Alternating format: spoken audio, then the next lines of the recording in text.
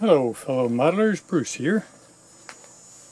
Well, something a little bit different today. I am scratch building once again, and this is just a little cabin for the miner who's working the Lucky Strike mine. And it's just a little lean-to type of establishment, and I've cut the walls out of cardstock, including a window and a door opening. But the difference is that I'm working outdoors today. One of those rare summer days where we have no wind. Usually it's so windy here on the deck that I'd be fighting to hold pieces of strip wood and so forth in place. But this is just a gorgeous, quiet summer day here in southeast Michigan. So I've cut out the walls, as I've said, and these are going to be the interior sides of the wall. So I'll be gluing the strip wood that I'm going to be putting on the outside to this side of the cardstock, leaving kind of what looks like a wood grain on the inside. I think I'm going to use 1x6s for the outside, and instead of staining them, I'll just be using a Prismacolor marker in light umber. So I next will simply take some 1x6 material and run my Prismacolor marker over it to get the stain that I'm looking for. Let's see. Don't need to show you all of this, but you'll get the idea how quick you can do this.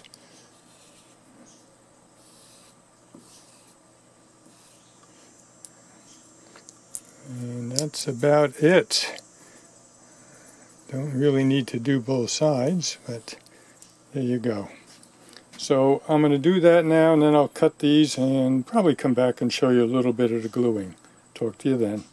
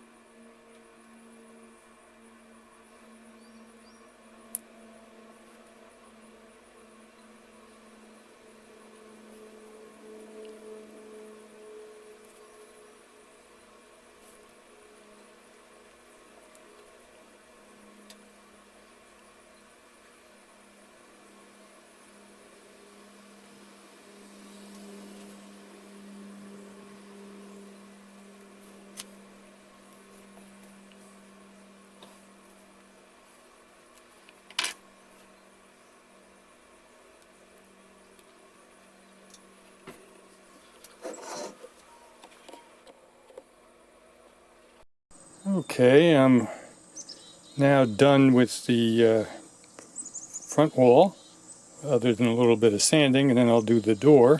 But we're pretty much ready for the bracing on the back of that one.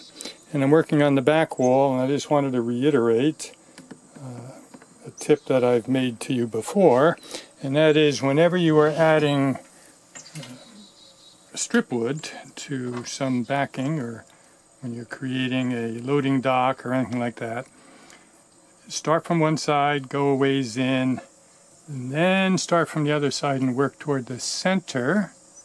And that's what I'm doing here. As you can see, I put one strip on this end, and now I'm going to put a second strip, and I'll work toward the center. And that's because when you get to where they meet, you may not have room for a full width of the board, and you're going to have to cut a slice to fit in, and it's a lot less visible buried somewhere in the middle of the wall than it is at the very visible outer edges of the wall.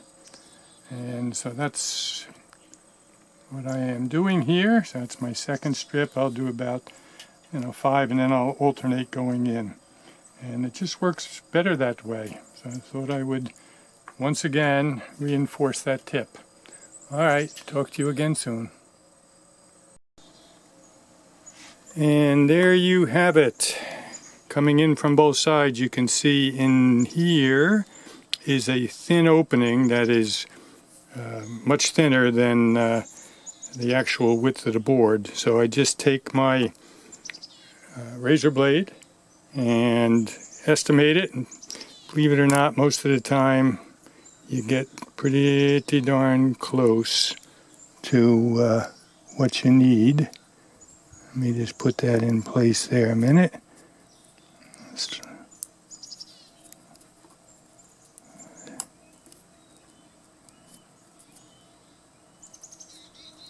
You can see that it fits pretty good. It's sticking up right now. I'll push it in place with a little glue, and everything will be fine, and nobody will see it there buried in the middle of the wall. Okay, talk to you again soon. Well, it's been a pleasant afternoon working out on the deck on this little scratch build. I have the 4 walls covered now with strip wood.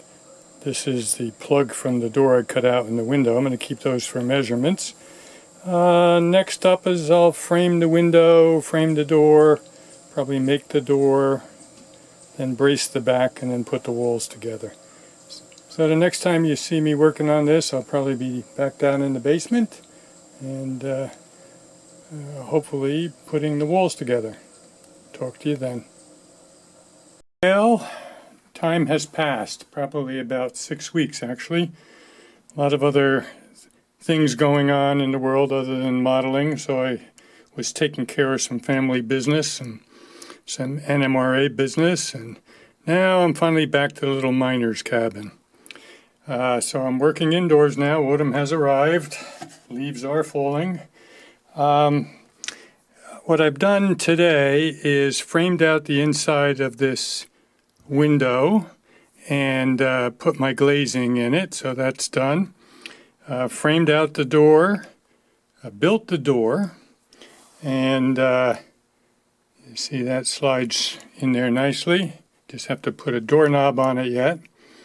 By the way, when you do a Z-brace on a door, you have your top cleat and your bottom cleat, and when you put the Z in, it goes from the latch side, or in this case the doorknob side at the top, and the hinge side on the bottom. So that'll go in there, and next steps are to put some bracing on the inside of the walls, glue the walls together, and do the roof. So more updates are coming, and I'll talk to you then. Another quick update, this time showing gluing the walls together and the bracing. As is typical, I make 2 L's, gluing 2 of the walls together, 2 of the other walls together, and then once they're dry, putting them all together. And you can see the bracing on the inside there, all around. It'll give a nice gluing surface for the roof, and it will be a little tiny shed for the miner to live in. So it's coming together nicely. Next time I probably show it to you with putting the roof on, and then it will be complete. Talk to you then. Okay, just another very quick update prior to gluing the roof on.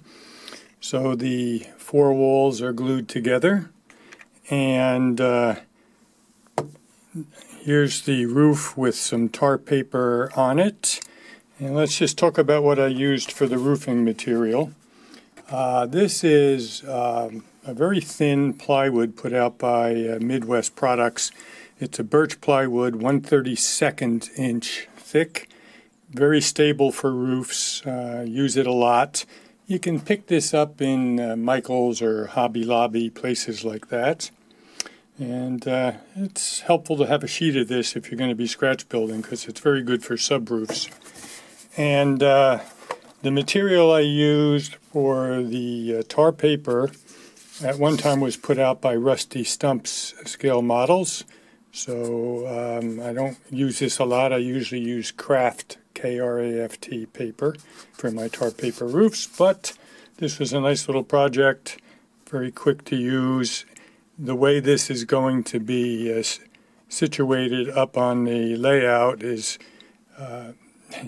you're looking up at it, so you're not going to get a good look at the roof anyway, so that will certainly suffice.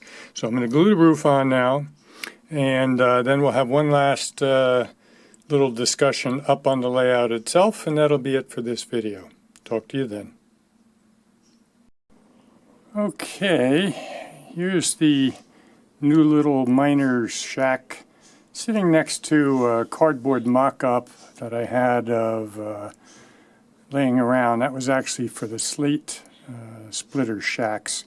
And it looked too big in that scene, and that's why I took the time to scratch build a smaller structure there. So I think it's going to be fine up there now. There'll be enough room for a little scenery around it. And when I get more plaster around the cave opening and so forth, I think it'll make up into a nice scene. I'm going to finish this video up by posting a artificial intelligence mock-up of what I expect this scene to look like when it's completed. And that'll finish up this video. As always, if you enjoyed the video, please give it a thumbs up. And if you've not already done so, please subscribe to the channel. Talk to you again soon.